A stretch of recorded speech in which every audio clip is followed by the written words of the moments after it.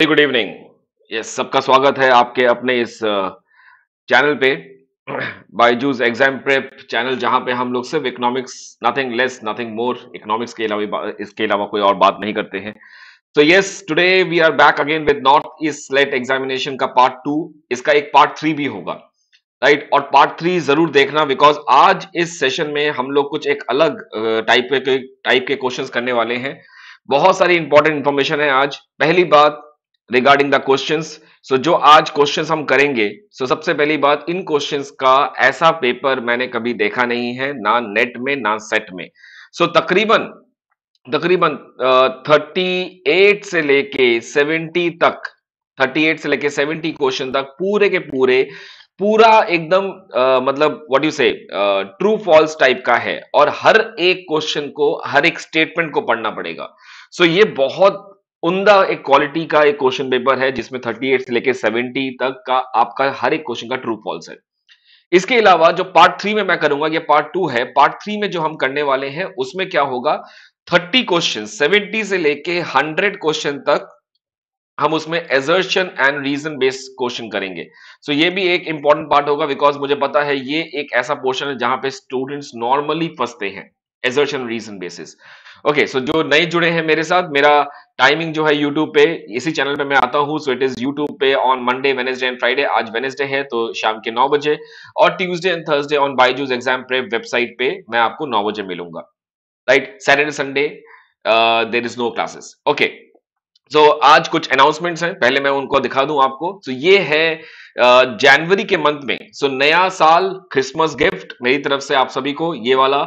सो macro economics, सो जो नए beginners हैं जो अभी मई 2022 की तैयारी कर रहे हैं मेरे साथ, सो मेरे साथ जुड़िए Byju's exam prep and website पे। यहां पे क्या फायदा होगा आपको? सर, हमें सब्सक्रिप्शन नहीं लेना, मत लीजिए, पेड पेमेंट नहीं करना, मत कीजिए, ये आपके लिए फ्री ऑफ कॉस्ट है मेरी तरफ से। ये मेरी तरफ से है, सभी के लिए, किसी के लिए भी, जो भी जुड़ना चाहता है प्लीज जुड़िए। All of you can join me. ये स्टार्ट हो रहा है 4th ऑफ जनवरी ट्यूसडे से, and every Tuesday, Thursday, Tuesday, Thursday, Tuesday I will be talking about these sessions, right? I will be taking about these sessions. तो ये देखिए, एक बार जरा नाम पढ़ते हैं एक बार, all of you please focus on this. Simple Keynesian model, complete Keynesian model, simple classical model, complete classical model, उसके बाद Pigou effect, Keynes effect, liquidity effect. तो ये मैक्रो इकोनॉमिक्स का कैप्सूल 1 है। इसके बाद फरवरी के महीने में मैं मैक्रो इकोनॉमिक्स का कैप्सूल 2 भी करूंगा, जहां पे और भी एडवांस अनटच टॉपिक्स आएंगे। और ये है माइक्रो इकोनॉमिक्स का। तो आशा करता हूं ये सारे के सारी चीजें आपको पसंद आएंगी। फरवरी के महीने में जो होगा मैं आपको अभी बता देता हूं, विलियमसन, बॉमोल्स का सेल्स मैक्सिमाइजेशन, अगेन वो टॉपिक्स जो कि हमने कभी टच नहीं किए या बहुत कम टच किए हैं, हमें लगता है कि इसमें से पेपर आता नहीं है। और जब जो भी आप में से जितने भी लोग जेआरएफ की तैयारी करते हैं, वो जेआरएफ के साथ साथ बहुत सारी चीजों की तैयारी करते हैं, राइट? इंडियन इकोनॉमिक सर्विस हो गया, आरबीआई ग्रेड बी का ऑफिसर का पेपर हो गया, पीएचडी एंट्रेंस का पेपर हो गया, बहुत सारी चीजें होती हैं। सो ये तो जनवरी मंथ के लिए है, एंड ये है मेरा यूट्यूब का प्लान जनवरी सेशन के लिए ही। सो आप देख सकते हैं आज हम यहाँ पे हैं, this is 29th of December. Part two कर रहा हूं आज मैं। इसके बाद मैं गुजरात सेट में जाऊंगा और जेएनयू के पीएचडी एंट्रेंस एग्जाम के क्वेश्चंस उठाएंगे, जो कि 2021 का पेपर था। बहुत उम्दा क्वालिटी का क्वेश्चन था ये पेपर, हम ये करेंगे। एंड इसके बाद महात्मा गांधी काशी विद्यापीठ के पीएचडी इकोनॉमिक्स का पेपर, गुजरात सेट के लिए एक डेडिकेटेड पूरा एक हफ्ता, बिकॉज 23 जनवरी को गुजरात का सेट का पेपर है, तो मैं थोड़ा सा फोकस गुजरात सेट के ऊपर करूंगा। एंड जैसे कि आप देख सकते हैं, आगे आप खुद पढ़ सकते हैं, इंडियन इकोनॉमिक सर्विस, जेएनके, जो अभी मेरे रडार में है, जेएनके आने वाला है, मई में पेपर है, तो एक दो करके हम लोग आगे चलते रहेंगे। गुजरात का पेपर अभी हो रहा है, नॉर्थ ईस्ट का मैं एक और पेपर उठाऊंगा। इसके बाद जैसे मैंने आपको बताया, पार्ट टू, पार्ट थ्री चलेगा। So definitely I I think सभी को ये पसंद आया होगा, राइट? पसंद आया कि नहीं आया? मुझे ज्यादा हलचल नहीं दिख रहा अभी चैट बॉक्स पे। सिर्फ नीलम ने दो चार स्माइलीज भेजे हैं, Afreen, Pallavi is there, and Rekha, सिर्फ इन लोगों ने कुछ कुछ स्माइलीज पोस्ट पोस्ट किए हैं, बाकी किसी ने कुछ नहीं किया। क्या हुआ? इतना इतना इतना डाउन क्यों है? बहुत शुक्रिया। चलिए, ये सारे के सारा फ्री सेशंस हैं from my side. When will the answer key and responses be out? We you had predicted. Yes, I have predicted, but there is a random error. Kannada paper में आपको पता है 87% of the question paper was in Hindi. Karishma ji, so predictions are always I am a rational expectation, and rational expectation is also I don't make any systematic errors. And consequently because of that अभी कर्नाटका में जो हुआ Kannada paper की वजह से वो पीछे हो जाएगा। सो अभी आप ये चल के मान के चलिए, बहुत सारी चीजें ऐसे हमारे हाथ में नहीं होती हैं, राइट। अभी ओमिक्रॉन का फैलाव जो जिस तरह से वो फैल रहा है, इसके अलावा 5th ऑफ जनवरी को लास्ट पेपर है। आशा करता हूं एक इकोनॉमिक्स के स्टूडेंट के हिसाब से अगर ऐसी बातें निकल के आती हैं तो थोड़ा सा मुश्किल लगता है। तो रैंडम एरर्स होंगे, लेट्स सी कब तक आता है। मैं भी बहुत एक्सपेक्ट कर रहा हूं कि मुझे भी बहुत ज्यादा उम्मीदें हैं। यस, जनवरी 5 तक तो एग्जामिनेशन ही है, उसके बाद जरूर निकल के आएगा। गाइज मैं सबको एक एक छोटे से हेल्प चाहूंगा, अपने दोस्तों की हेल्प कीजिएगा प्लीज। इस इन इन इनका एक स्क्रीनशॉट ले लीजिए, इस स्लाइड का एक स्क्रीनशॉट लीजिए और अपने WhatsApp group and Telegram group Insta में सब जगह शेयर कीजिए इसको। Take the screenshot, share it with your friends. Yes, Kannada paper का बहुत बड़ा प्रॉब्लम था, बहुत बड़ा। यस, 27 फरवरी नॉर्थ ईस्ट का स्लेट का पेपर है। यस, आज कल लास्ट डे था उसको फिल अप करने का। आशा करता हूं सभी ने फिल अप कर दिया गया होगा। 31 दिसंबर तक आप बैंक में जाके उसका चालान भर सकते हैं। Okay, so please take a screenshot of this. ये यूट्यूब में है, यूट्यूब का टाइमिंग, मेरा टाइमिंग क्या है, व्हाट इज माय टाइमिंग, मैं कब मिलता हूं, मेरी क्लासेस कब होती हैं, व्हाट आर माय टाइमिंग्स, मैं कब मिलता हूं, जल्दी, डन, वेटिंग वेटिंग वेटिंग। जी अर्जुन, मुझे पता है 27 फरवरी को नॉर्थ ईस्ट का एग्जाम होगा। Yes, okay, what are my timings, timings 9, okay 9, सभी को पता है, all of you know, oh my God. चलिए, बहुत ही बढ़िया, फैंटास्टिक। चलिए, तो जहां से ये खत्म किया था वहीं से शुरुआत करेंगे, बहुत अच्छी तरीके से स्टार्ट करेंगे। Yes, another important announcement, 4th of January, this is batch number 17, 2022 का ये सेकंड बैच लॉन्च हो रहा है।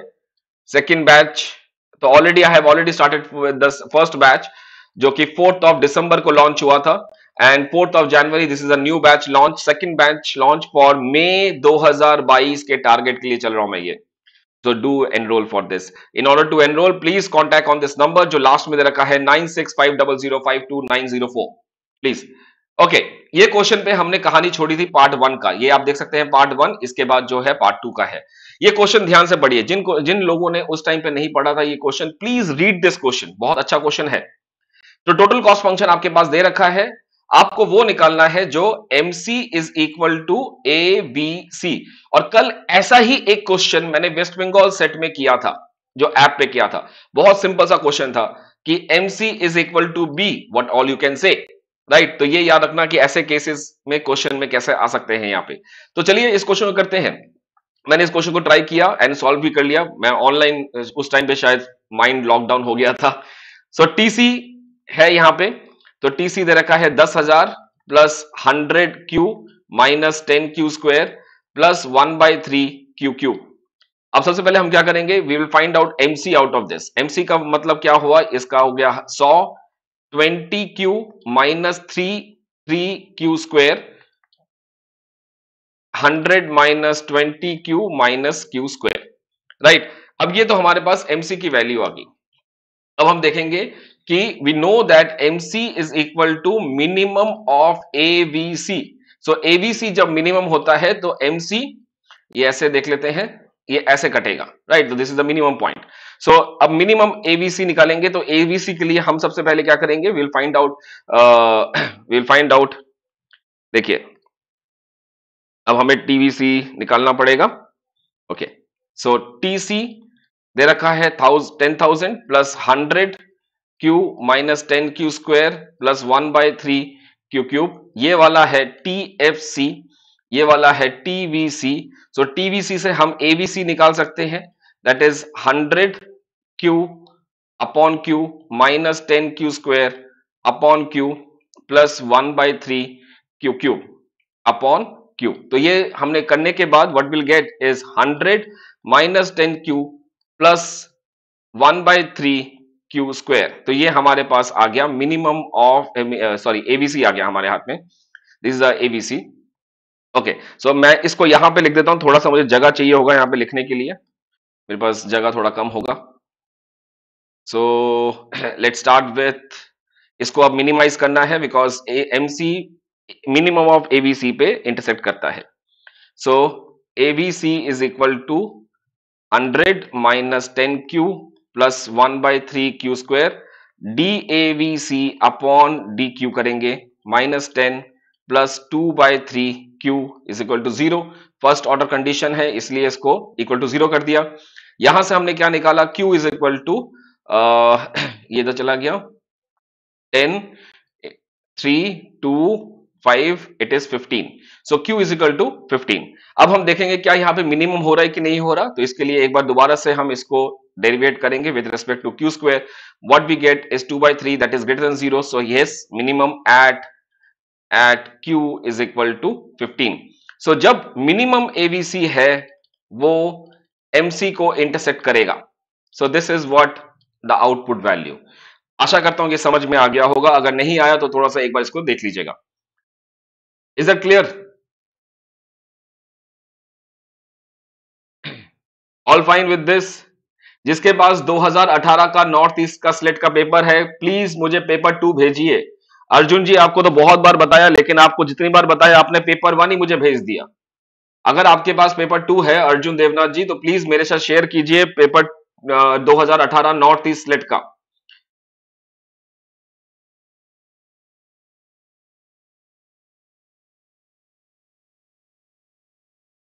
ठीक है, ओके चलिए आगे चलते हैं. Next question. तो ये दिस इज डन, तो we got the answer as 15.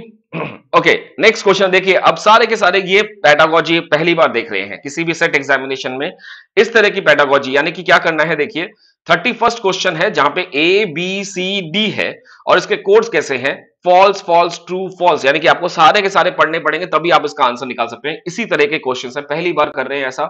बहुत एक्साइटेड हूं मैं. Let's see how this is turning out to be interesting. So according to Ricardo's stagnation is inevitable. Ricardo के हिसाब से स्टैग्नेशन इज इनएविटेबल, स्टैग्नेशन तो आना ही आना है. That is what classical theory, right? Iron law of wages. Calder asserts that the worker spends what they earn and capital earn what they spend. Calder की theory है growth and development. देखो दिमाग कैसे हिल रहा है, ये कहां से कहां पे पहुंच रहे हैं हम. A neutral technology affects neither capital nor labour productivity. So ये तो गलत है, साफ साफ गलत है, because neutral technology affects capital and labour productivity. तो ये गलत हो गया, नीदर नहीं होना चाहिए यहां पे और ये नहीं होना चाहिए. With a stagnant population human capital can not be increased. ये भी थोड़ा सा फॉल्स लग रहा है मुझे. तो this is false, this is false. तो ये फॉल्स है, ये फॉल्स है, ये ट्रू है, ये ट्रू है. बिकॉज रिकार्डो के हिसाब से अगर आपने देखा this is what the situation, right? all of you understand this. रिकार्डो के हिसाब से दिस इज स्टैग्नेंसी पॉइंट, जहां पे ये स्टैग्नेशन आता है वो स्टैग्नेंसी पॉइंट ऐसा होगा. So this is stagnant because iron law of wages, एक टाइम के बाद स्टैग्नेशन आना ही आना है, classical theory. So true true, C, D false false, तो this will be C. Kaldor asserts that worker spends what they earn. तो entire consumption, entire saving जो है वो कैपिटलिस्ट करता है. तो capitalist saves, right, and workers they consume. तो worker जो भी इनकी अर्निंग होगी वो पूरा कंज्यूम करेंगे, तो भी कैपिटल को जो भी उसने स्पेंड किया वो वापस मिलेगा. सो इसी चीज पे पेसिनिटी ने कैल्डर को बाद में क्रिटिसाइज किया था कि अगर ऐसा ही है तो फिर कोई भी वर्कर सेव नहीं करेगा एंड कैपिटलिस्ट के पास सारी चीजें वापस नहीं आ पाएंगी. Anyway, so the right answer is see here. अच्छा लगा मुझे ऐसा पार्ट, बिकॉज एक एक चीजों पे ध्यान देना पड़ेगा. Next, tariff can be impose both on import and export. Yes, because tariff हमें इंपोर्ट ड्यूटी भी देना पड़ता है, एक्सपोर्ट ड्यूटी भी देना पड़ता है. वो बात अलग है कि अब एक्सपोर्ट टैरिफ बहुत सारी कंट्रीज में बंद हो चुका है. पहले इंडिया में भी होता था कि जब इंडियन एक्सपोर्टर्स बाहर बेचते थे अपना सामान, उनको टैरिफ देना पड़ता था, उनको ड्यूटी देनी पड़ती थी गवर्नमेंट ऑफ इंडिया को. इंडियन एक्सपोर्टर्स इंडियन गवर्नमेंट को टैरिफ पे करते थे बिकॉज वो एक्सपोर्ट कर रहे हैं. अब नहीं है, हालांकि बहुत सारे देशों में ये बंद हो चुका है. और यही चीज मैंने आपको एक वीडियो में बताया था जहां पे मैंने different types of export duties, different types of tariff के बारे में बात किया था. तो वो बिल्कुल सही है. In Heckscher Ohlin model knowledge travel free of cost. Knowledge क्या है, नई चीज का नॉलेज कैसा होगा ये. So think of it, it is true. नॉलेज किसी भी, because this is a perfect competition. Perfect competition, free market, तो हर चीज, knowledge, transportation cost, everything is free, so this is true. देखिए हर एक चीज पे दिमाग लग रहा है, ये डबल मेहनत है इसमें। Dumping is possible only under monopolistic competition. क्या डंपिंग ओनली मोनोपोलिस्टिक मार्केट में ही पॉसिबल है? No, it is also possible under monopoly, it is also possible under oligopoly also. So जरूरी नहीं है कि ये इसमें ही रहेगा, so this is wrong, as per me this should be wrong, this is false. और वैसे भी ओनली वर्ड ज्यादातर आता है तो ये नेगेटिविटी में आते हैं, क्योंकि इम्परफेक्ट कंपटीशन में डंपिंग हो सकता है, right. Foreign institution investment is component of current account of BOP. Current account of BOP में फॉरेन इंस्टीट्यूशनल इन्वेस्टमेंट नहीं आता है, ये बेसिकली आपका gets into the capital account, तो ये करंट अकाउंट नहीं है। So I will go with true true false false, true true false false, true true false false, ये रहा, ये है इसका answer. I hope this is clear. Yes, human capital can be increased by skills. Right, right, right. Okay. Okay. Anything else? Fine. चलिए आगे चलते हैं। Next question. It is yes C. An overvalued currency implies deficit in BOP. दिमाग लगाते हैं पहले इसमें overvalued का मतलब क्या है। So $1 is equal to ₹50. Suppose say and over valued का मतलब हो गया $1 इज इक्वल टू ₹70। क्या ये ओवर वैल्यूड है? Can I say this as over valued, या should I take it $1 is equal to ₹40? क्या होना चाहिए? Put 1 if you want me to say this, put 2 अगर आपका लगता है ये वाला है। इन दोनों कंडीशन में से 1 एंड 2 कंडीशन में से ओवर वैल्यूड करेंसी कौन सी है, 1 या 2? लेट्स सी, देखें कितने लोगों के क्या आंसर आते हैं। मैंने 1 एंड 2 लिखा है स्क्रीन पे, आपको यह बताना है कि ओवर वैल्यूड का मतलब क्या है। What is the meaning of over valued? It is 2। Okay, very good, very fantastic, it is 2। So over valued का मतलब है यहां पे basically it is the case of appreciation of rupee and depreciation of dollar, right. तो पहले 50 रुपए था, अब 40 रुपए हो गया है, यानी कि rupee has grown stronger and depreciation of dollar. इसकी वजह से क्या होगा, हमारा एक्सपोर्ट जो है घटेगा, इंपोर्ट जो है बढ़ेगा।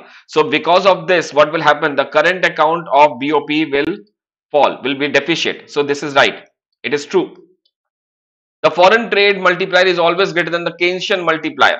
देखो कैसे क्वेश्चन है, फॉरेन ट्रेड मल्टीप्लायर क्या होता है, let's talk about this. So foreign trade multiplier आएगा delta Y upon delta let's see M, import multiplier, export multiplier, whatever you say. So ये हो जाएगा, अगर मैंने एक्सपोर्ट के साथ किया तो ये हो जाएगा 1 अपॉन 1 माइनस सी। यहां पे अगर मैंने कुछ भी नहीं लिया, मान लीजिए टी भी ले लेते हैं, तो it will be M, right. This is what the situation is. So ये वाला कंडीशन है यहां पे।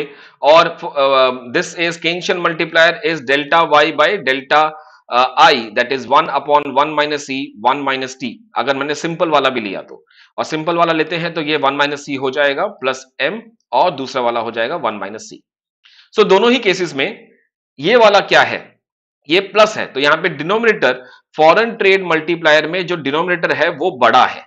डिनोमिनेटर बड़ा है यानी कि रेशो कम है, तो रेशो कम होगा, रेशो कम होगा। तो foreign trade multiplier is always less than the Keynesian multiplier, because इसके डिनोमिनेटर में प्लस एम है, इसके डिनोमिनेटर में नो एम है, यानी कि कोई एडिशनल कंपोनेंट नहीं है। So this is false, it is always less than. देखिए नई चीज मिल रही है यहां पे, this is true, this is true. A dead weight loss in tariff can not be recovered. Dead weight loss कभी भी किसी भी जगह पे ये इवेपोरेट हो चुका है, ये वापस नहीं मिल सकता, तो इट इज ट्रू, बिल्कुल सही है ये। A free trade area is also called as custom union. A free trade area is also called as custom union. Custom union बिल्कुल गलत है ये। फ्री ट्रेड अलग, कस्टम यूनियन अलग, उसके बाद फ्री ट्रेड के ऊपर फिर आगे आपका अलग जाता है, तो there is a difference, you know. Custom union, common market, free trade, preferential trade पर अलग अलग है, हर किसी में एक इंटीग्रेशन होता रहता है। तो this is also false. So true true true false, मैंने क्या किया यहाँ पे, this is true, this is false, okay, this is false. So true false true false, so true false true false, this is A, the right answer is A. देखा, did you like the question? I hope all of you have like the question. मजा आया? हाँ, B false है, B false ही लेके चला मैंने, वहां पे ट्रू लिख दिया, लेकिन ग्रेटर की जगह पे वो लेस देन होना चाहिए, इसलिए फॉल्स आएगा। All fine, how is the question? Confidence बढ़ा? अच्छा लगा कि नहीं लगा? रिस्पॉन्स नहीं है कुछ? Okay, yes. चलिए next question. Foreign exchange risk can be avoided by hedging. Exchange risk, सोचिए जरा, foreign exchange risk can be क्या लगता है? What do you think about this question? Foreign exchange risk तभी तो हेजिंग करते हैं ना, कि आज आज के डेट में मैंने हेजिंग किया और मुझे फॉरवर्ड मार्केट में मैंने पैसा डाल दिया, मेरे पास मिलता है 3 महीने के बाद, तो अगर एप्रिसिएशन डेप्रिसिएशन होता है तो मेरे लिए पॉसिबल है कि मैं लॉस को अवॉइड कर सकूं। This is true. IMF system as it operates today is a fixed exchange risk system. Okay, ये अच्छा लगा मुझे question. So IMF as it operate today is a fixed exchange system. No, it is flexible. Flexible. So this is false. ये flexible है तो ये false हो गया, right? This is true, this is false. Devaluation stimulates exports by making export cheaper. Devaluation से बिल्कुल सही है। $1 इज इक्वल टू ₹50 से एंड $1 बन गया ₹70, यानी कि अंडर वैल्यूड। सो डिवैल्यूएशन का मतलब है under valued and under value of domestic rupee, domestic currency. इसकी वजह से एक्सपोर्ट्स बढ़ेंगे, इंपोर्ट बढ़ेंगे, घटेंगे। So this is right, this is right, true. Discourage the import by making them costlier. Gold reserves refer to the gold in hand of the nation's monetary authorities. This is true. बिल्कुल सही है। तो true false true true, true false true true. क्या लगता है, मैं आप सभी से एक बार ये पूछना चाहूंगा, how how you are feeling about this? West Bengal का लेवल ही अलग है, उसका वेस्ट बंगाल का पेपर जैसा हमने कल किया था, you might have seen that, वो अलग लेवल का है paper. Okay, how is it, मतलब ये तरीके का क्वेश्चन हम पहली बार कर रहे हैं, right? This type of question we are doing it for the first time. पहली बार ऐसा क्वेश्चन हम कर रहे हैं जहां पे हर एक ऑप्शन में आपके पास ट्रू फॉल्स करना पड़ेगा। So what are your feelings, what are you thinks, what are you thinking about? मुझे जरूर बताना कमेंट में कि सर ऐसे क्वेश्चंस से आपको क्या फायदा हुआ, या क्या आपका अलग सा आपको लग रहा है, बिकॉज ऐसे नेक्स्ट सारे के सारे क्वेश्चन ऐसे ही हैं। Economic growth is a qualitative concept, गलत है बिल्कुल। Economic development is a qualitative concept, economic growth is a quantitative concept, तो ये गलत है, this is false. Changes in the organization is a Schumpeterian innovation. Organization में चेंज होना, right? किसी भी तरह का ऑर्गेनाइजेशन में चेंज हो रहा है तो will what that be consider, will that be Schumpeterian innovation? Yes. Solow assume constant into scale? Yes, बिल्कुल। कॉर्ब डगलस प्रोडक्शन फंक्शन भाई साहब ने लिया था तो इसलिए वो आएगा। According to endogenous growth theory technology is not a manna from haven. ये क्या है मैना फ्रॉम हेवन? मुझे अब ये मैना वर्ड का मतलब नहीं आया। Is not made from heaven हो सकता है। अगर ये मेड फ्रॉम हेवन है तो I will go for true part, right? I will go for true here. No, this is okay, yes this is true. What happened? Is not made from heaven. It is not made from heaven. Just a minute. It is not made from heaven. Is not made from heaven. हम अंदर से ही बनाते हैं. This is true. So it is false, true, true, and true. So false, true, true, true. False, true, true, true. We don't have any option. Oh my God. ये question challenge करना चाहिए था. किसी ने देखा नहीं शायद. So this is false. This is true. Assume solo assumes constant into scale. बिल्कुल सही है ये. बिल्कुल ठीक है। Cobb Douglas production function is constant, ये तो सी तो ट्रू होना ही है, तो C should be true. Qualitative concept वो गलत है, it should be false. True, ये should be true, this is true. Okay, I think I will be going with B. B should be the option and B is the answer. So ये गलत है, this is the official की। मेरे हिसाब से ये true होना चाहिए था, जो कि किसी ने देखा नहीं होगा। I hope yes, right. हाँ, एक क्वेश्चन में Solow assumes DRS? No, no जी। सोलो सोलो ने कैसे डीआरएस एज्यूम कर लिया यार? जिसके पास है प्लीज इस Shankar Paul please send your paper north East का इस टेलीग्राम लिंक में जाइए, मुझे ढूंढिए, मुझे पर्सनली मेल कर दीजिए। इस ग्रुप में आप नहीं कर सकते हैं because this has been only one sided है, तो ओनली वन साइडेड आप इसमें ग्रुप में डाल सकते हैं। This is a broadcasting channel, so आप यहाँ पे काम कीजिएगा, जस्ट ढूंढिए, मैं वहां पे रहूंगा, तो मुझे ढूंढिए, मुझे भेज दीजिए। Right, I will also write acknowledge जब मिल जाएगा मुझे। I will be there with DAC नाम से होगा। Right. So anyway, this is the answer. B is the right. Solo has assumed constant return to scale. Never ever do this thing कि अगर question में आंसर गलत है तो आप अपने कॉन्सेप्ट रिवाइज कर दीजिए। नहीं, the shape of normal distribution is bell shape curve, बिल्कुल सही है, this is true. In a positive skewed distribution most of the score clustered around the lower end of the scale, low positive skewed like this, right. तो positive skewed में what we have here, think of it. Yes, positive skewed lower end में रहेगा।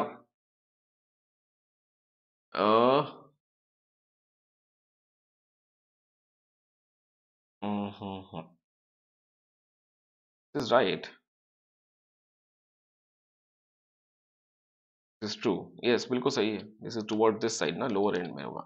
Mode is a measure of central tendency that is derived from the most common value, most common value, most frequently value. Most common value मतलब यहां से वो निकल के आ रहा है कि it is the highest number, frequent value, most common value in terms of, ठीक है, ये भी चलेगा, ट्रू है। Mean is the most unreliable indicator of central tendency when the data is skewed. अगर स्क्यूड है तो mean is not, is the most unreliable indicator. Skewed अगर होगा तो मीन नहीं ले सकते, right. So this is also true, I will go with true true true, all true. तो this is 36 question, I think answer देख लेते हैं एक बार। Yes, it is A, true, all true. Good question again. तो this is new thing, बहुत सारे student को ये एक नया चीज मिल गया, जब data is skewed you can not go with mean, right. And ये तो कॉमन वैल्यू का मतलब फ्रीक्वेंट ही है, फ्रीक्वेंट सबसे ज्यादा चलेगा, सबसे ज्यादा वैल्यू जिसकी आएगी बार बार वो है। Okay, so this is true, A is this. The optimum level of economic activity and associated pollution from the society's point of view occurs when marginal social benefit equals the marginal social cost. Optimum level of economic activity, बिल्कुल true है ये जी। Coase theorem involves bargaining by both those who perpetuate population and those who suffer. Yes, definitely this is true. First law of thermodynamics, environmental economics का first session जो मैं लेता हूँ। First law of thermodynamics establishes the energy that can be created and but not destroyed. Energy created can never be destroyed. So अमर है आत्मा, वही चीज है यहाँ पे। I think this will be, yes, this is all, this is can only be created but not destroyed. Not destroyed का मतलब तो नहीं है, energy once created will never ever be destroyed, ये है। So can only be created, ये कुछ अलग लेके जा रहा है मतलब। First law of thermodynamics says कि energy cannot be destroyed, cannot be destroyed. So it says can only be created but not destroyed, ये गलत हो गया, तो this is false। दोनों के बीच में डिफरेंस है। फर्स्ट लॉ ऑफ थर्मोडायनेमिक्स कहता है कि energy once created can not be destroyed, और यहां पे लिखा हुआ है can only be created but not destroyed, तो ये थोड़ा सा अलग मतलब मुझे लगा यहां पे।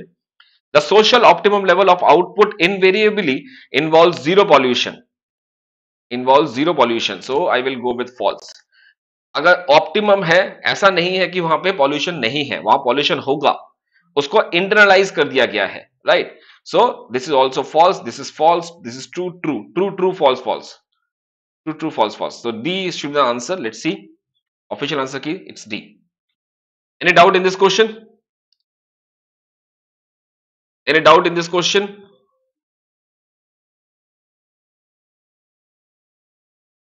Okay, चलिए आगे चलते हैं। Yes. Next, in post GST. Oh my God, ये तो अभी किया था क्वेश्चन हमने अब कुछ टाइम पहले। पोस्ट जीएसटी, जीएसटी का इंप्लीमेंटेशन 2017 में के बाद की बात ये कर रहे हैं, पेपर है 2021 का।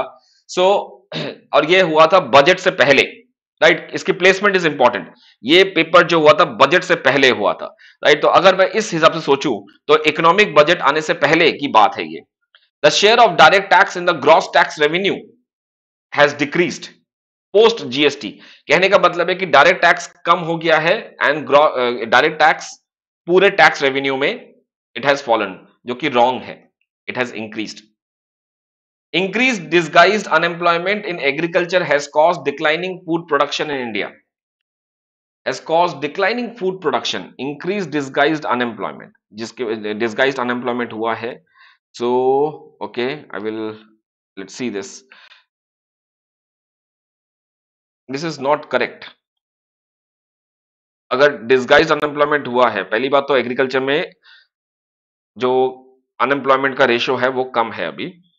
Agriculture has caused declining food production. No, it is because of increased production and technological changes जो आने वाले हैं उसकी वजह से है. तो इंक्रीज ये बिल्कुल गलत है. Increase in utilisation of irrigation, yes this is true. Utilisation of irrigation facility has increase the gross cropped area. जितना इंडिया में क्रॉप एरिया है उसको net sown area, gross crop area बढ़ रहा है. At present the minimum, present मतलब इस time के बारे में, minimum support price is 150. Yes definitely this is also right. 150 rupees per cost. So this is true, this is true, this is false, false, false. So false, false, true, true. It should be A. Let me see the official answer key. It is A. और ये देखिए, what you can see here, this is 2019-2020 का gross tax revenue, जिसमें this is corporate income tax, this is income tax, this is GST collection, this is union excise duty and this is customs. ठीक है, सी का मतलब custom. सबसे ज्यादा जो है डायरेक्ट टैक्सेस से 54 कलेक्शन हुआ था 2019-20 में एंड इनडायरेक्ट टैक्स से हुआ था 46. उस 46 का 27 जीएसटी से आया था और डायरेक्ट टैक्स का 54 था, 54 में से 31. सो ये तो बहुत सिंपल सा फंडा है. 27 का 46% ज्यादा होगा या 54% का 31% ज्यादा होगा. तो ऑब्वियसली, और अब ये पाई चार्ट भी देख रहे हैं, यहां पे ये है 2020-21 का. This is for 2019, this is for 2020. यहां पे भी देखिए डायरेक्ट टैक्स जो है 55 हो चुका है, तो दैट हैज गॉन अप. 54 था. जीएसटी का कलेक्शन भी बड़ा है, जो कि 27% था, यहां पे हो गया 29%. It has improved. Indirect tax कम हो गया है ओवरऑल. ये पॉइंट याद रखिएगा. इनडायरेक्ट टैक्स यहां पे था 46%, ओवरऑल इनडायरेक्ट टैक्स 45 हुआ है, लेकिन जीएसटी का रेशियो बड़ा है, जो कि 29 था, 27 था, 29 हो गया. इसको ध्यान से देखना एक बार इस पाई चार्ट को, all of you. Is it clear? जो प्रॉब्लम यहां पे हुआ है वो देखिए. इनडायरेक्ट टैक्स का शेयर बढ़ गया है, नहीं, इनडायरेक्ट टैक्स का शेयर कम हुआ है. रेखा जी, आई डोंट नो, जो भी मैंने बताया आप उसका उल्टा क्यों लिखते हैं? मैंने बताया यहां पे कम हुआ है, आप बता रहे हो ज्यादा हो गया. ये 46% था मैडम. 2019-20 में इनडायरेक्ट टैक्स 46% था, यहां पे ये 45 हो गया है, कम हुआ है. बट जीएसटी का कलेक्शन बढ़ गया. That is what the point. चलिए एक बार देख लीजिएगा, स्क्रीनशॉट ले लीजिएगा, अच्छा इंपॉर्टेंट इंफॉर्मेशन है ये. Next, accelerator theory makes investment as a function of output.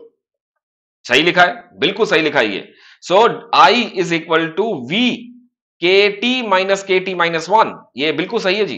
तो दिस इज राइट. और ये आई का मतलब क्या है? Delta K. So perfectly elastic demand for money implies there are no bulls in the market. आज अभी 6:30 की क्लास में मैंने ये करवाया. So everybody is bearish. ये क्या सही है? बियरिश. सोचो, क्वेश्चन को सोचो. If anybody from the paid batch is now in this session, please let me know, क्या ये सही है कि गलत है? So there are no bull, all people are bearish. Bearish का मतलब क्या होता है? बियर ऐसा है, मान लीजिए मेरी ड्राइंग तो बहुत अच्छी है, तो बियर जब मारता है, झपट्टा मारता है, ऐसे करता है, वो ऊपर से नीचे जाता है. ठीक है. और जो बैल है, बैल जो है वो सींग जो है, वो अब कैसे बैल बनाऊं? ये लो बैल बन गया. ठीक है, 2 4 5, ये पूंछ भी बना दी. तो बैल जो है वो सींग नीचे से मारता है, तो ये ऊपर जाने की सोचेगा, ये नीचे जाने की सोचेगा. परफेक्टली इलास्टिक डिमांड जब होगा तो there are no bulls in the market, it is all bearish है यहां पे. सो ये भी मेरे हिसाब से 39 का ये जो आंसर है, ये this should be true. This is true, this is true. Higher interest elasticity make IS curve flatter. So higher interest elasticity, अगर इंटरेस्ट ज्यादा हो तो interest rate is more responsive to the investment, is more responsive. Yes, this is also true. In short run Phillips curve, the actual anticipated inflation are same. This is false. Short run में actual and anticipated rates are different. तभी तो adaptive and rational expectation आता है. ये point याद रखिएगा. In short run they are different. But in long run expected inflation is equal to pi e, right. बहुत सारी नई चीजें मिल रही हैं। स्टार्ट राइटिंग डाउन, इनको एक बार रिकॉर्डिंग देखते समय एक बार जरूर इनको लिख लीजिएगा कि ये सब जो भी हम लोग कर रहे हैं ये बहुत इंपॉर्टेंट चीजें हैं, एक एक चीजों पे दिमाग लग रहा है, right. So this is false, this is true, true and true. So I think true true true false, true true true, ये है answer. Let's see answer, official answer की क्या है। It is A, right, very good. तो ए मेरे भी हिसाब से था। नेक्स्ट क्वेश्चन, मेरा तो दिमाग ज्यादा लग रहा है इसमें, मैं सीधे बता रहा हूं। एक एक क्वेश्चन कर लेते थे, लेकिन इसमें एक क्वेश्चन के साथ चार क्वेश्चन हैं। Parallel shift in linear consumption curve will keep the marginal propensity to consume constant, बिल्कुल सही है। बिकॉज जब पैरेलल शिफ्ट होगा कंजम्पशन में तो ये हुआ, ये हुआ, the slope of parallel lines are same, so MPC is same, this is true. Higher rate of taxation on interest income will on interest income, higher rate on taxation, higher rate of taxation on interest income will decrease consumption। ये मुझे, interest income क्या होता है अगर ये देखा जाए। Yes, okay, interest income क्या है, okay. Higher rate of interest income, interest income पे बढ़ेगा तो डिक्रीज कंजम्पशन। No, false. बहुत अच्छा है, ये बहुत अच्छा पार्ट है। देखिए, जब टैक्स लगेगा, ध्यान से देखना क्वेश्चन क्या है। जब टैक्स लगेगा, टैक्स हम क्या लिखते हैं, C is equal to C bar plus small C Y D, right. अब ये वाई डी का मतलब क्या है, C is equal to C bar plus small C Y minus T A minus T Y plus T R. तो ये क्या है, lump sum tax, proportional tax, transfer payments. यहां पे कहीं भी इंटरेस्ट रेट नहीं है, right. So this is false. बहुत अच्छा पार्ट है ये, वेरी गुड। इसका आंसर फॉल्स आना चाहिए, अभी चेक करेंगे इसको। According to Friedman, people save all their increase in transitory income. Friedman के हिसाब से the transitory income is not going to affect the permanent consumption, so they are going to save, यही इसका मतलब होगा। Okay, they should be saving it, this is true. Okay, decrease in the cost of credit will not affect autonomous consumption। Decrease in the cost of credit, cost of credit तो बिल्कुल नहीं है, यहां पे कहीं पे भी हमारे पास लोन के ऊपर इंफॉर्मेशन नहीं है। Will not affect autonomous consumption, will not affect autonomous consumption. So I think I will be going with decrease in the cost of credit will not affect cost of credit. Okay, fine. Let me just think of it. So consumption is equal to C bar plus small c y. This is autonomous. Very, very intelligent question. Very intelligent. Very intelligent. Please take a note of it. Just screenshot ले लोगे, बहुत अच्छा question है. Autonomous part है. Why this is autonomous? Because this is independent of y, but it is dependent on many other factors. तो ये वो वाला पार्ट है, जब y इज इक्वल टू 0 है तो c कुछ ना कुछ तो होगा, but this is independent of income, right. इसका मतलब ये नहीं है कि ये सब पूरी दुनिया से ही अलग है। Decrease in the cost of credit will not affect, कुछ गड़बड़ कर रहा हूं मैं यहां पे, will affect, will not affect, this is incorrect, this is false. It will affect, it will affect, not नहीं आएगा तो ये फॉल्स होगा। अगर नॉट नहीं होता तो ये ट्रू होता, right. It will affect, so this is false, this is true. Higher rate of taxation on interest rate, this is what I just mention, tax rate interest income will decrease consumption, this is false. According to this is true. So true false true false, true false true false true false true, ये वाला true false नहीं, this one D C. Okay, let's see the answer. It's C. Oh my god, fantastic. ये वाला part बहुत अच्छा है, ये वाला भी अच्छा है, ये वाला भी अच्छा है, वेरी गुड। कैसा लगा क्वेश्चन, कौन सा नहीं आया, which one is not clear. Shalini ji, कौन सा वाला नहीं आया सर, नहीं आया फिर से बता दीजिए, कौन सा वाला बताऊं, पार्ट बताइए कौन सा वाला is not clear. Anybody, any doubt, please let me no. Question अच्छा है दोस्तों, इसको खराब मत कीजिए, अच्छा लेवल का क्वेश्चन है ये। वेटिंग, कोई रिस्पॉन्स नहीं अभी।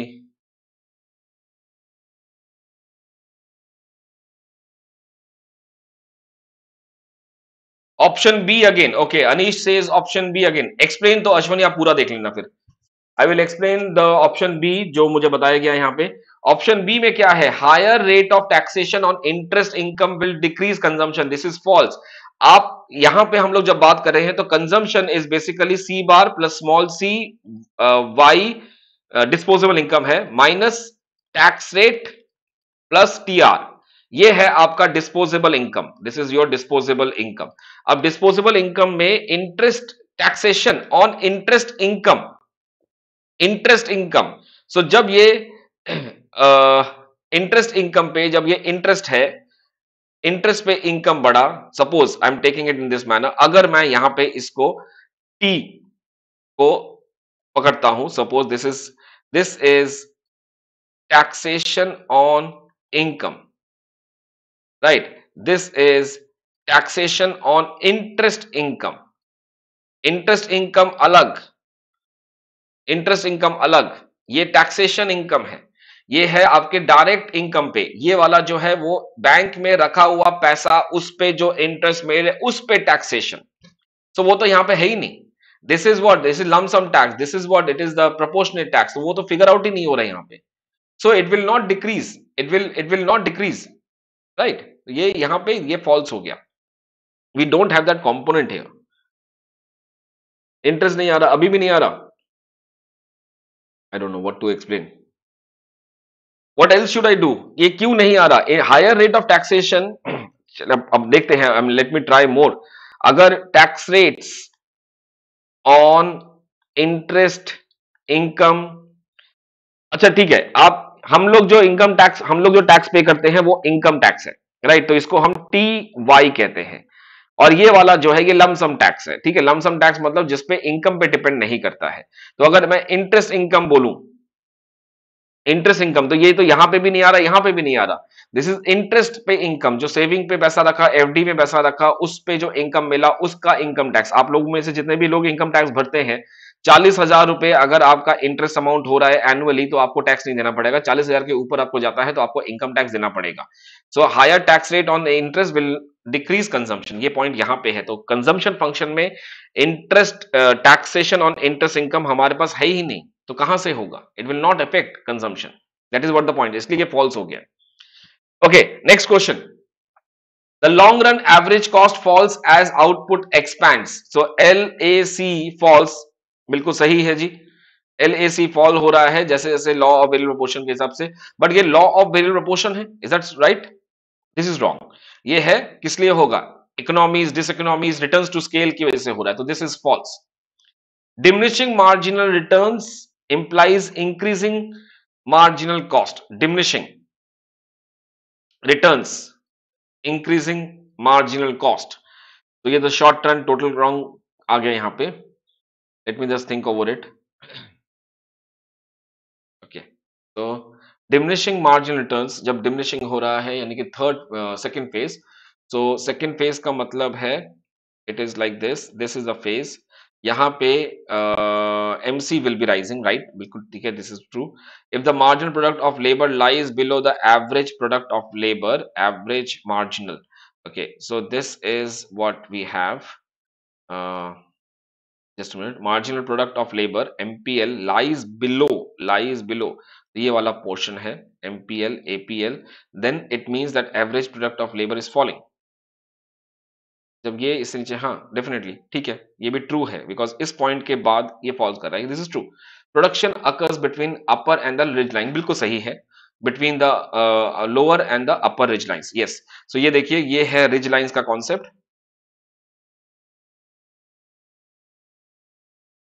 सो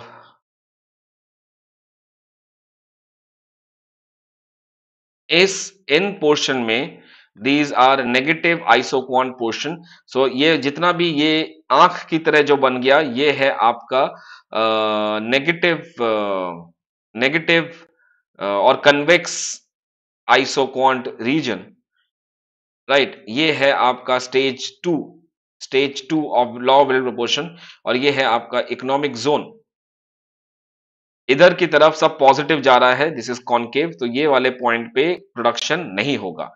इन लाइंस पे, इन लाइंस पे कहां गया लाइन दिखा देता हूं, ये लाइन, ये लाइन, ये लाइन, ये लाइन, ये line, marginal product of capital and labour will be equal to zero. यहां पे होगा एमपीएल इक्वल टू जीरो, यहां पे होगा एमपीके इज इक्वल टू जीरो। तो बिल्कुल सही है ये भी ट्रू है। ये हमने किया था एक्सपेंस टू, ये फॉल्स किया था हमने, दिस इज ट्रू बोला था, ये हमने ट्रू बोला था। False true true true, false true true true, this should be B. Let's see the answer, it's B. Wow, बहुत दिमाग लगा इसमें यार, right. Yes I mean that short run में लॉ ऑफ रिवोल्यूशन आएगा। यस, तो ये तो लॉन्ग रन है। Any doubt, any problem, shall we go ahead? Okay, let's move to the next question. National insurance is a part of fiscal policy. National insurance is a part of fiscal policy. ये तो कभी national insurance, I'm not very sure, but I think this sounds right. National insurance, हाँ, yes, this is true. Fiscal policy का ये part है। very good option. Fiscal policy में basically we have government expenditure, government taxes, revenue. So ये physical policy का एक part है जहां पे नेशनल इंश्योरेंस में हम लोग चीजें खरीदते हैं, हम लोग इंश्योरेंस खरीदते हैं, हम लोग गवर्नमेंट को पैसा देते हैं।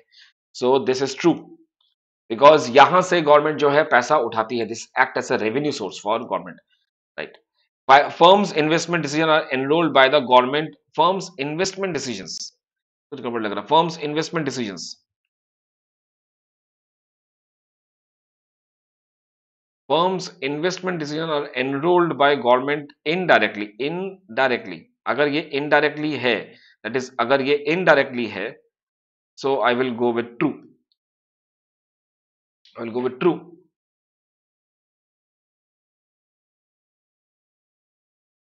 फर्म को इन्वेस्टमेंट कहां करना है ये गवर्नमेंट पॉलिसीज पे डिपेंड करता है, that is what the point is, right. So I will say true. Reducing inflation is more important objective than economic growth is a case example of positive economics. Positive economics, normative economics, ठीक है। So ये करना चाहिए, वैसा करना चाहिए। So I think reducing inflation is more important objective than economic growth. No, this is not, this is normative, होना चाहिए। इट इज वन वंस जो उनको लग रहा है, जैसे honest is the best policy, झूठ नहीं बोलना चाहिए। सो ये फॉल्स है, ये नॉर्मेटिव होना चाहिए। Interest rate is not a part of physical policy. Interest rate is not a part of fiscal policy. Interest rate is a part of monetary policy. So how can this be? So ये भी false है। So true, true, false, false, true, true, false, false, true, true, false, false। क्या हो गया, कहाँ कुछ गड़बड़ किया मैंने? नहीं, ये तो ट्रू हुआ ना, it is not a part, not a part. क्या हो गया इसमें, बहुत ज्यादा कंफ्यूजन चल रहा है। True true false true, true true false true, true true false true, this is C. I think this is the answer.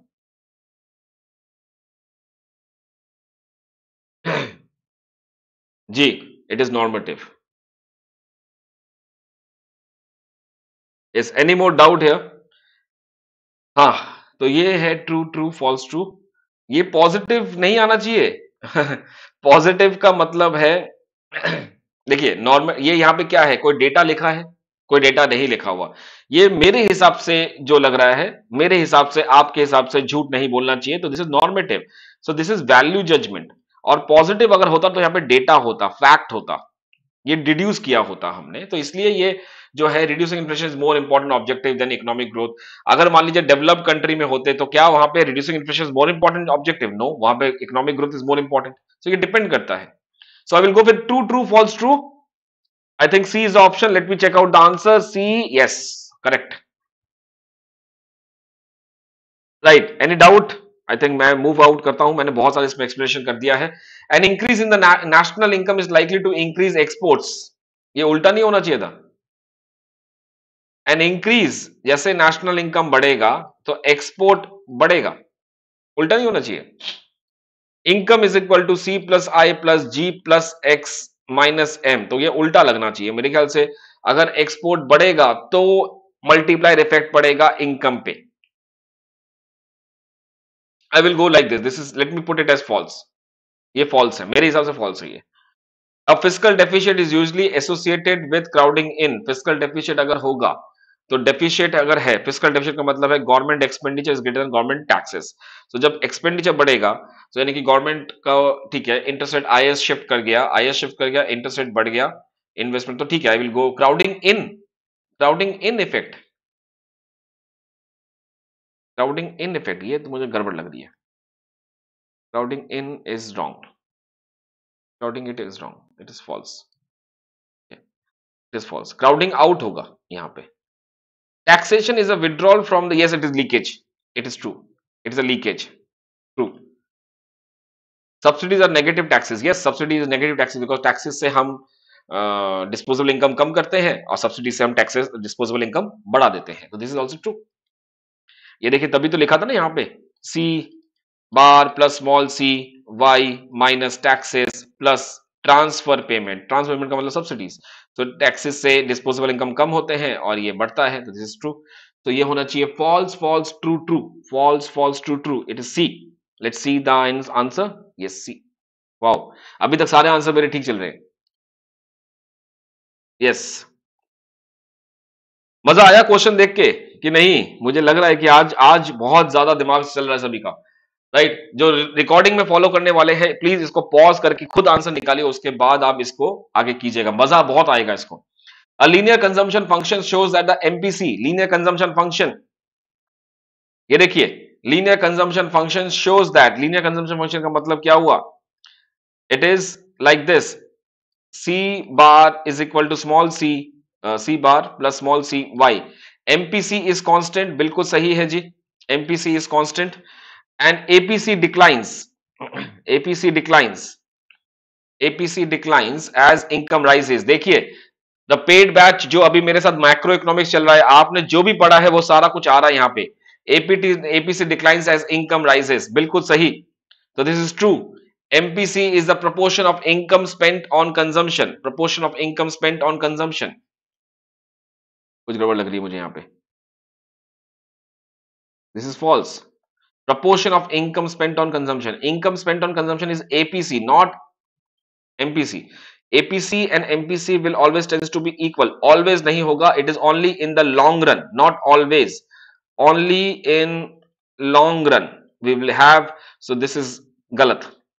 Not always. This is false. APC MP, हाँ ठीक है, ये सही है. This is true. So it is true, false, false, true. True, false, false, true. True, false, false, true. This is the answer. B. Section B. Yes. Right. मजा आया. Okay. Next. Variable reserve rates and open market operation are instrument of fiscal policy. नहीं. It is monetary policy. तो ये false हो गया. Budgetary deficit does not take into account the balance of payment account. Budgetary deficits. Budgetary deficits का बोले तो हम लोग गवर्नमेंट माइनस टैक्स की बात कर रहे हैं. So it is not, does not take into, बिल्कुल सही है, डज नॉट नहीं लेते, नहीं करते इसमें हम लोग, बैलेंस ऑफ पेमेंट में कुछ भी हो, हम लोग बजटरी डेफिशिएट में बात नहीं करते, fiscal revenue, ARP, sorry effective revenue deficit, primary deficit उसमें नहीं लेते। So fiscal and monetary policy are intended to combat structural and fiscal policy, structural and fiscal frictional unemployment. Yes, दोनों से ही हम कर सकते हैं, दोनों ही हम इसीलिए यूज करते हैं। So I will go with true here. Regulating of the financial institution is not an objective of the fiscal policy. Regulating of financial institution is not the financial institution. It is not. Financial institution कैसे चलना चाहिए, banks कैसे चलने चाहिए, वो सब काम तो आरबीआई का है, वो फिस्कल पॉलिसी का थोड़ा ना है। तो it is false true true false, false true true false true true false. This is should be C, should be C answer. Yes, ठीक है, no doubt. Moving ahead, next. ये अब मैच द फॉलोइंग शुरू हो गए, तो finally now थोड़ा सा एक रिलैक्सेशन मिलेगा। एडम स्मिथ अभी तक right, I was right on the, on my toes. बहुत, मुझे मुझे तो बिल्कुल एकदम दिमाग अटेंटिव करके रखना पड़ा। एडम स्मिथ किसके साथ जाएगा? एब्सोल्यूट क्रेविस अवेलेबिलिटी डॉक्ट्रिन, ये इसके David Ricardo comparative, Olin factor endowment. चलिए ये तो आप कर लेंगे खुद, सिंपल है ये क्वेश्चन। फ्री ट्रेड एरिया, ये देखिए फ्री ट्रेड एरिया कहा जाएगा, no restriction on trade and factor movement, free trade area, trade is free and independent, custom duties, uniform custom duties, advance stage of economic integration. Okay, कहा जाएगा free trade, let's see this, it is trade is free and independent of custom duties, custom union uniform custom duties, common market, it is no restriction on trade, and this economic, yes, I think this will be, hmm, economic advanced stage of integration. This is 2 3 1 4, 2 3 1 4, this is the answer, C। देखते हैं answer, सी बिल्कुल ठीक है। Magnification effect, magnification effect कहां है, आता है ये मैग्निफिकेशन इफेक्ट कहां आता है, this is the case of Stolper Samuelson theorem, right. Dumping, dumping prohibited tariff, ये कुछ अलग सा लग रहा है मुझे। फंडामेंटल डिसइक्विलिब्रियम तो आईएमएफ में जाएगा, प्रोहिबिटेड टैरिफ के बाद TO welfare curve, TO prohibited tariff, so no import. Dumping का होगा इंटरनेशनल प्राइस डिस्क्रिमिनेशन, बिल्कुल ठीक है। तो it is as per me should be 3, dumping गया 4 के साथ, prohibited tariff 1, and this is 2, 3 4 1 2, 3 4 1 2, this should be the answer, C. Let's check it out, C. चलिए आंसर्स मैच हो रहे हैं। चलिए, scarcity of foreign exchange, scarcity of foreign exchange कहां जाएगा, deficit, remittances from abroad, unrequited और unilateral transfers, simultaneous transaction into arbitrage, uniform tariff rate, custom union, एक ही टैरिफ रेट चलता है। तो ये आप देख लीजिएगा, मैच कर लीजिएगा, 2 4 1 3, सो 2 4 1 3, 2 4 1 3, सी अगेन, इसका सी। ओह माय गॉड, ये तो सक्सेशन में सी आ रहे हैं। मेकिंग ग्लोबलाइजेशन रोक, ये क्या है, ये मुझे पता नहीं, I am really very sorry for this. Asian drama तो गुलनार मिडाल, ओके, यस कुछ गड़बड़ लग रही है मुझे यहाँ पे, ये क्या है, रोक ग्लोबलाइजेशन वर्क हो सकता है, okay fine, go with this. Globalisation के ऊपर तो स्टिग्ल्स का काम है, should be this Indian, this one, India the emerging giant, ये रघुराम राजन नहीं, इंडिया द इमर्जिंग जाइंट, एक सेकंड एक सेकंड, कुछ गड़बड़ चल रही है। एशियन ड्रामा गुलनार मिडाल, ठीक है, okay, Asian, this is Gunnar Myrdal, this is Joseph Stiglitz, this is fine. Emerging मेरे ख्याल से आई डू, ये तो रघुराम राजन है, आई am not very sure about this, but option जो बचता है वो अरविंद पनिगेरिया के ही बचता है। I do what I do on reforms rhetoric and resolve, ये रघुराम राजन जी ने बोला था, तो ये मुझे सही से याद है, राइट, 2016 16 में आया था ये book. This is 3, this is 1, तो ये क्या होगा देखते हैं एक बार। 3 गुड ऑप्शन है ये, 3 1, this is 4, this is 2, 3 1 4, 3 1 3 1 4 2, this should be the answer, B।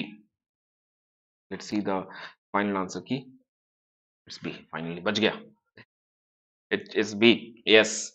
please take a screenshot of this, ये अच्छा सा पार्ट है, India the emerging giant, Arvind Panagariya, please उसको थोड़ा सा सर्च और कर लीजिएगा। मेकिंग ग्लोबलाइजेशन वर्क होना चाहिए यहाँ पे, तो ये होना चाहिए, स्टिग्लिस का काम था ये, right. And I do what I do on reforms rhetoric, ये शायद मेरे ख्याल से रघुराम राजन का एक यूजीसी नेट में भी क्वेश्चन आया था ये, तो ये है। एशियन ड्रामा तो हमें पता ही है, Gunnar Myrdal, okay. Unlimited supply of labour, Lewis capacity to function, human development, disguise unemployment, तो ह्यूमन डेवलपमेंट अगर मैंने महबूब उल हक के लिए कर दिया तो ul Haq and Amartya Sen, capability to function Amartya Sen, disguised unemployment Joan Robinson, ये मैच हो रहा है मेरा। सो देखते हैं, जैसे हमारा नॉर्मल दिमाग चलता है, अनलिमिटेड सप्लाई तो लुइस है, तो या तो ये ऑप्शन होगा या तो ये ऑप्शन होगा। अब देखते हैं, इसके हिसाब से सेकंड वाला जो है थर्ड बता रहा है, कैपेबिलिटी तो मैंने भी यही बताया, यहां पे भी यही है, ह्यूमन डेवलपमेंट ये बता रहे हैं फोर्थ, यही होगा, तो ये तो क्लियर कट सी आ गया, आंसर देखते हैं, सी है। राइट, क्लियर कट सी है ये, बिल्कुल मैंने आप लोगों के हिसाब से किया। हाँ, बहुत सारे स्टूडेंट ऐसे फॉलो करते हैं इसको।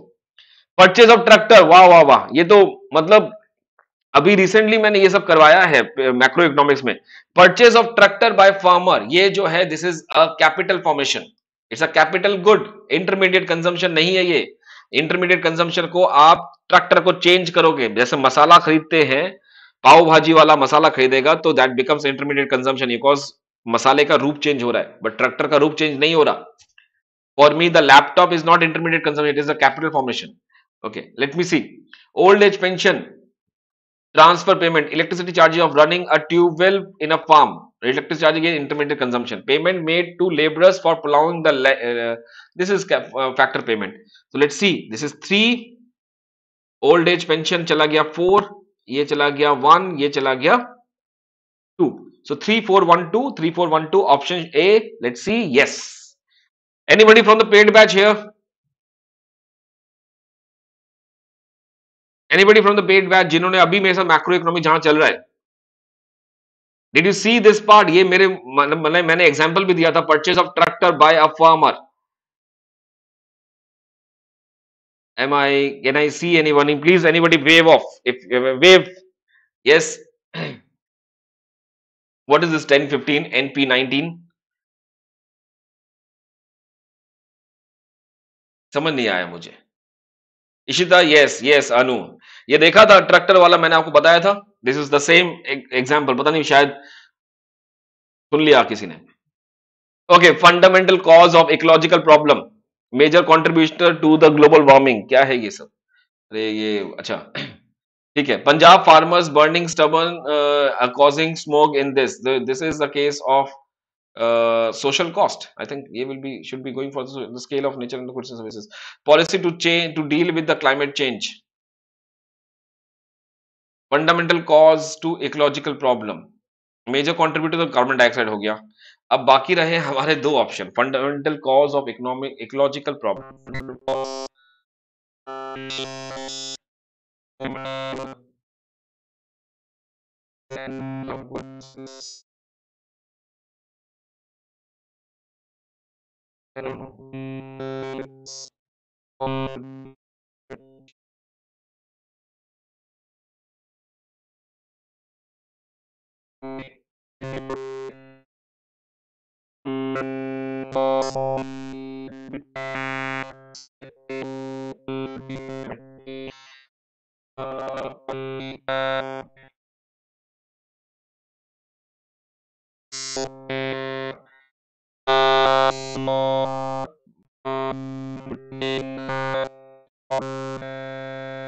श्योर, बहुत ज्यादा कंफ्यूजिंग है इस क्वेश्चन में।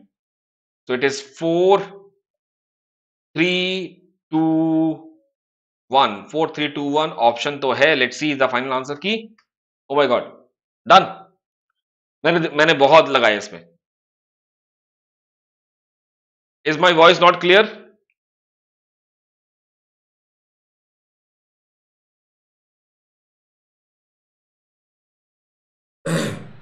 Is the voice not clear?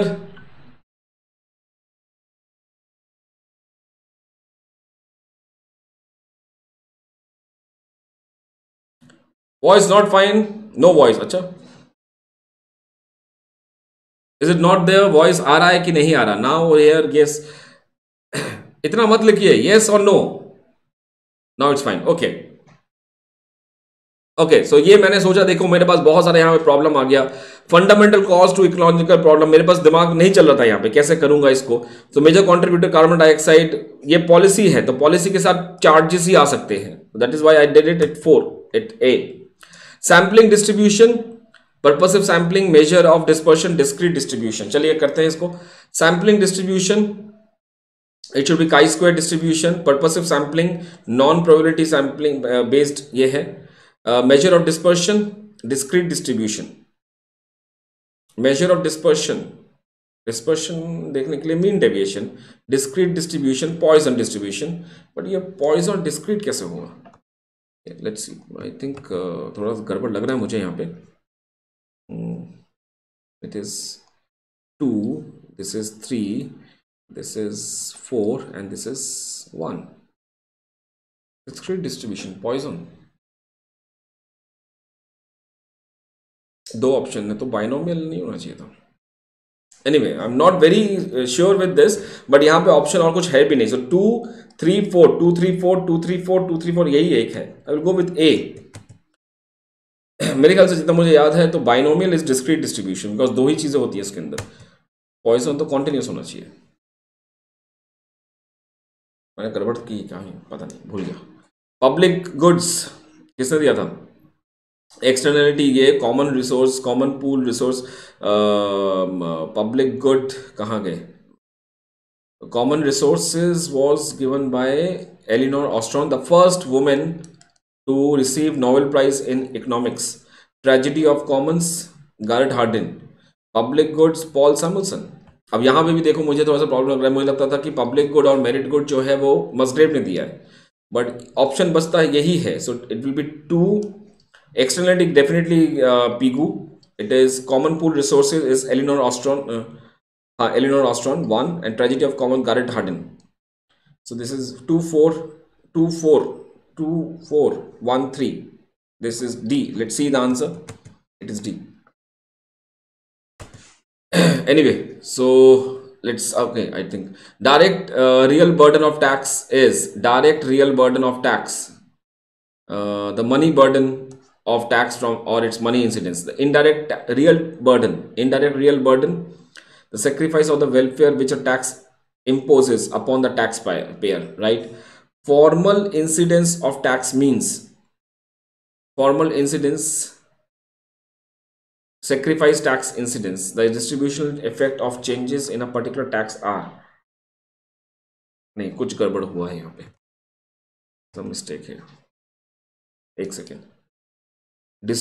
Direct real burden sacrifice में ये सही है, डायरेक्ट रियल बर्डन के साथ। ओके,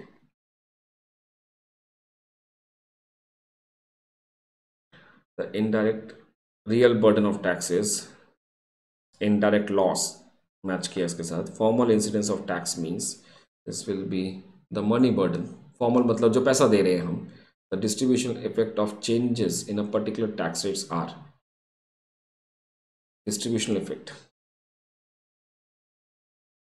गो विद दिस, एक ही बचता है। तो यहाँ पे 3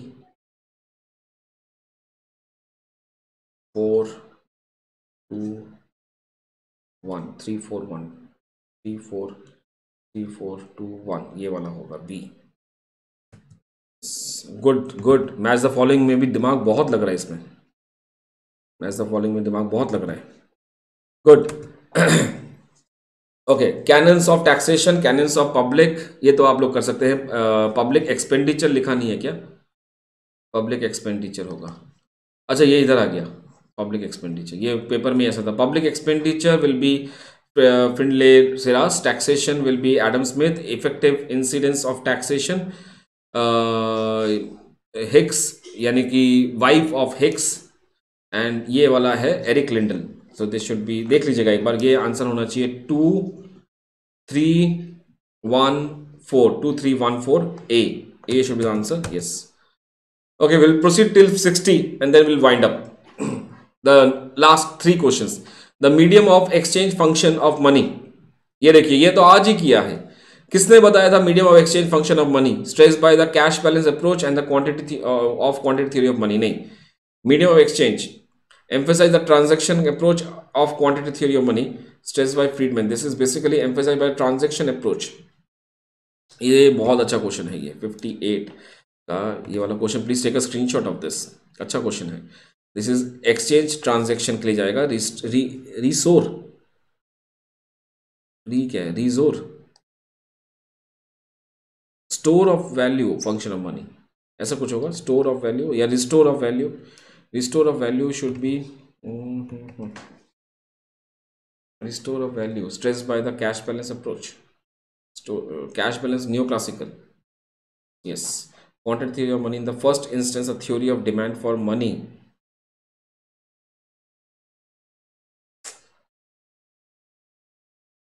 Money is demanded due to transaction, ये तो केन्स है क्या? Quantity in the first instance a theory of demand for money, Keynes Friedman ने बोला था ये। बहुत घुमा हुआ है। इट इज 2 1, ये दोनों ठीक है। मुझे कुछ सेंटेंसेस में प्रॉब्लम लग रही है और कुछ नहीं। ये 4 है, ये 3 है, ये तो 3 सही है, ऊपर वाला भी सही है, तो it is 2 1 4 3। C, C the answer, C. Oh my god, this is right. अच्छा खासा क्वेश्चन है। यस, रिस्टोर, मुझे तो पता नहीं चला था कि रिस्टोर है, स्टोर कुछ ऐसा होगा। Anyway, first theorem of welfare, comparative equilibrium is a Pareto optimality. Efficiency in production, MRTS are equal. The entire set of Pareto optimal allocation in an Edgeworth box, it is contract curve intersecting indifference, Pareto inefficient. So it is 3